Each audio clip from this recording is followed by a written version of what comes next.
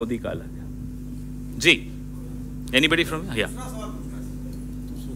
प्रदेश में मायावती का एक ताजा बयान है, उसमें कहा उन्होंने कि कांग्रेस और बीजेपी दोनों से अलग हम एक लाइक माइंडेड पार्टी का गठबंधन के लिए हम तैयार हैं। देखिए, अभी चुनाव के पहले अलग अलग परम्यूटेशंस, कॉम्बिनेशंस, बयान, सोच, लेकिन एक बात तो तय है कि देश की बहुत पार्टीज, अनेकानेक रीजनल पार्टीज एक बात पर सहमत हैं, दिस गवर्नमेंट मस्ट गो, यह सरकार जानी चाहिए जी। वेस्ट बंगाल में आपका अलायंस के बारे में आया है कि यूपी में हम देखिए बिहार की भी थोड़ा सा 19-20 का मामला चल रहा है, और जब आप पॉलिसी लेवल पर ये बात करते हैं कि हमारा पहला मकसद मोदी को हटाना है, तो उस स्ट्रैटेजी पर, अपनी स्ट्रेंथ पर आप फोकस करते हैं या पहले उस पॉलिसी को फॉलो करना चाहते हैं?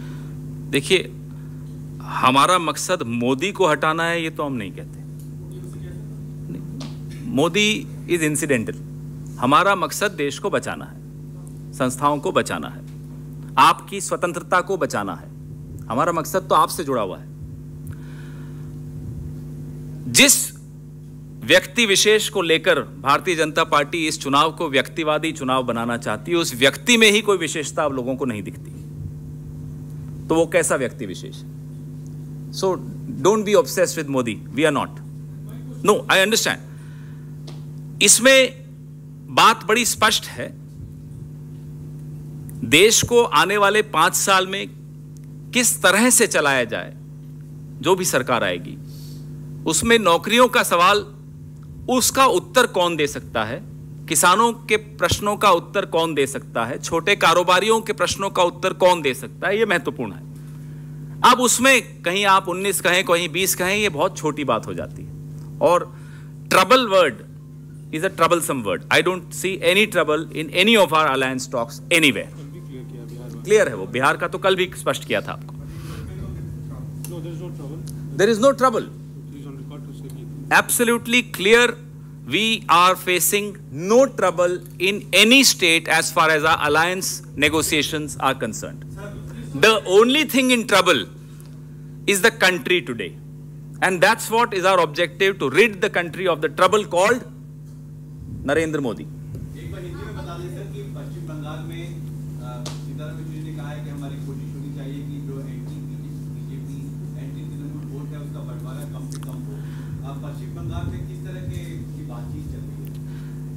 आई वुड कॉल इट, मैं उसको कहूंगा pro India vote. Anti Modi vote ये मुझे समझ में नहीं आती बात। प्रो इंडिया वोट, उसमें सबकी सोच लगभग साझा है। अब उसमें क्या आपको लगता है 19 है क्या 20 है, वो बहुत महत्वपूर्ण बात नहीं है। जहां भी हमारे गठबंधन की बात जिन जिन राज्यों में चल रही है, बड़ी स्पष्ट तौर पे आप समझ लीजिए, कहीं कोई समस्या नहीं है।